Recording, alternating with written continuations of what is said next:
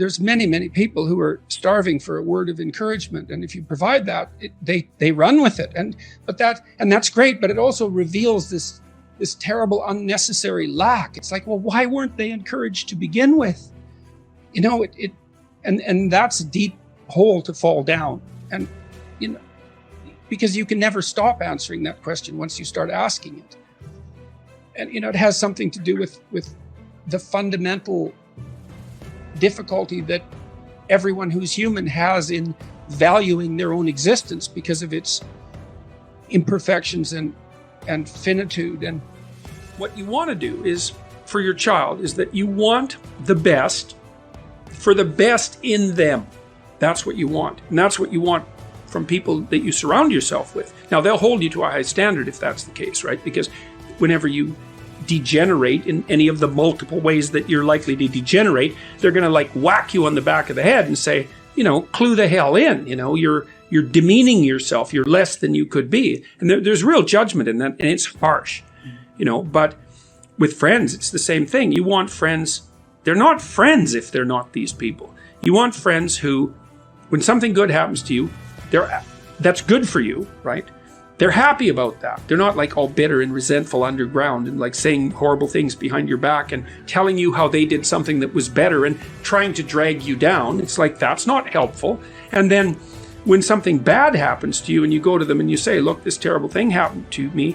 First of all, they don't try to top it with some like horrible thing that happened to them because they don't have the patience to listen. And second, they're not secretly gloating about the fact that catastrophe finally befell you. It's like they're actually hurt by it. And that chapter's an injunction is like, take a look at the people that are around you. And if they're not on the side of what's good for you, then walk away. Because, well, first of all, that's best for them too. If you put up with that, all you're doing is enabling it. It's like, well, it's okay that you mistreat me in a way that's harmful to me and everyone else. It's like, actually, no, that is not okay. It's not the least bit okay. That doesn't mean you shouldn't try to help someone when they're down. That's a whole different issue. Well, what should you do with your life? And like, I've seen people who've accomplished anything that you can imagine in terms of accomplishments. And I can say clearly that I've never seen anything as rewarding as the consequences of forthright speech, the opportunity to be of genuine service to other people. There's way more reward in that than in any of the things that people chase in a more finite and limited way. To stand up straight with your shoulders back is to open yourself up to the world. You're not in the defensive crouch of a prey animal, technically speaking. And that is the circuitry that's governing posture. It's prey versus predator, something like that. And to stand up like that is to expose yourself to the world, but in a bring it on sort of manner. Not precisely combative, but let's say courageous. And your posture announces that. And it doesn't just announce that to other people. It announces that to yourself. And it can be one of those things that can start a virtuous cycle occurring, which is partly why it's taught in the military. You get these guys that come in, they're all slumped over, they don't know how to stand up, they're looking at their feet, their necks are bent. Like, even if they're good-looking men, they don't look good because they're all crunched over. You see people like this on the street all the time. They could be perfectly attractive, except they're completely huddled in. You know, they need to stand up and stretch themselves out. And then they can breathe too. And that's a competent stance. But one of the things that the critics of the modern West don't understand about hierarchies is that, first of all, they're everywhere. They're inevitable. If you're going to have a distinction of value between things, you have a hierarchy. And if you don't want to get rid of the distinction of values between things because then you don't have anything to do. That's foolish. You can't live that way. So I say, well, the hierarchies are based on power. It's like, no, they're not. They're based on competence. And there isn't anything more powerful than competence. But power isn't tyranny. It's not brutality. It's not threat. It might be the hint of all those things. You know, because I don't think you can be fully competent without being able to hint at those things. But hierarchies in the West are fundamentally based on competence. It doesn't mean they're not flawed, because we miss the mark lots. And There's lots of reasons why perfectly competent people don't attain the position that they deserve and that they should have for their benefit and everyone else's. The hierarchies are tainted by corruption, but fundamentally they're based on competence. So like if a lobster gets defeated in a fight, then he's statistically more likely to lose the next fight than you would guess from a tally of his previous victories. So that's the first thing. If you lose, you increase your risk of further loss. But if you win, you increase your risk of future gains. That's a very important principle. It's a crucially important principle. It governs life. But yeah, if you take a lobster and he gets all defeated and he's off pouting and won't fight anymore because he's, having a bad day, and you inject him with serotonin, essentially give him antidepressants, it's the same thing, then he'll straighten up and he'll go out and have another scrap. You should be the most reliable person at your father's funeral. That's a good goal, man. That's a good goal, because everyone's broken in a situation like that. And you adding to that brokenness and misery, you're going to be grieving, like no doubt about it.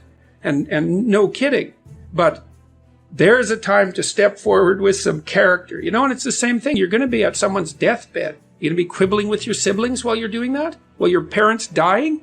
It's like, it's bad enough that they're dying. That's tragedy, right? But you can turn that into hell, no problem. You just get a bunch of people with no character around a deathbed, and it's like, well, it's bad enough, but that turns it into something like hell. And that happens in people's lives all the time. It's like character is everything.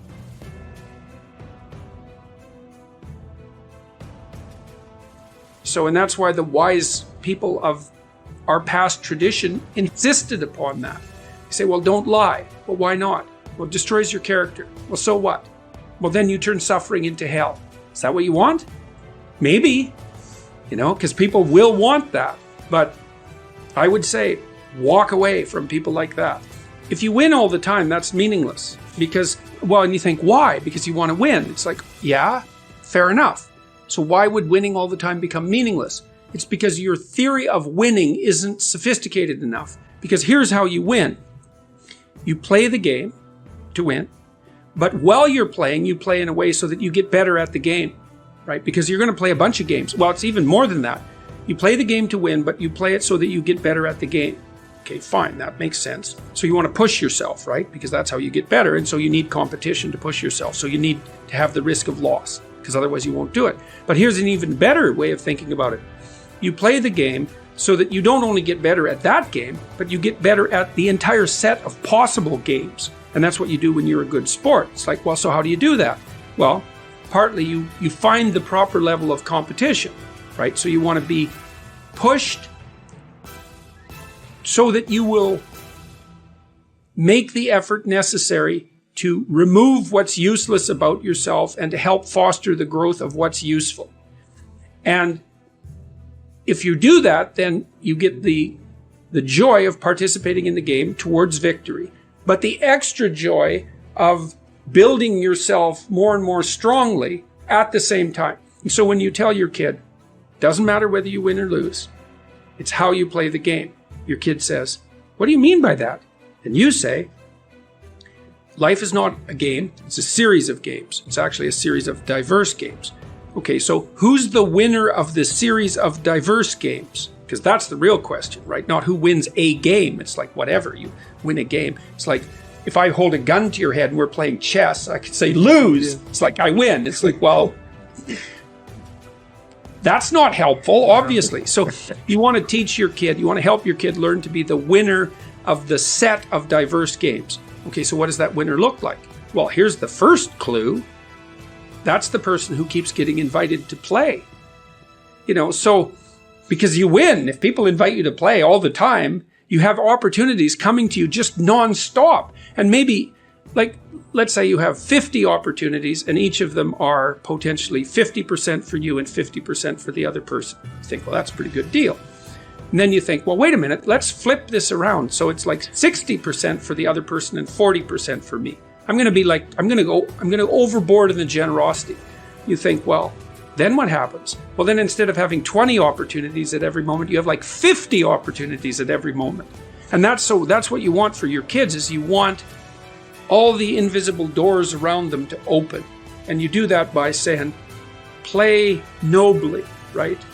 Pay attention to your teammates. Pass the damn puck so they get a chance, right? Even if you're the best player on the team, help the people on your team develop. Don't grandstand. In this instinct we have to find someone to admire, that's the deepest of religious instincts, and it's unbelievably deep in human beings.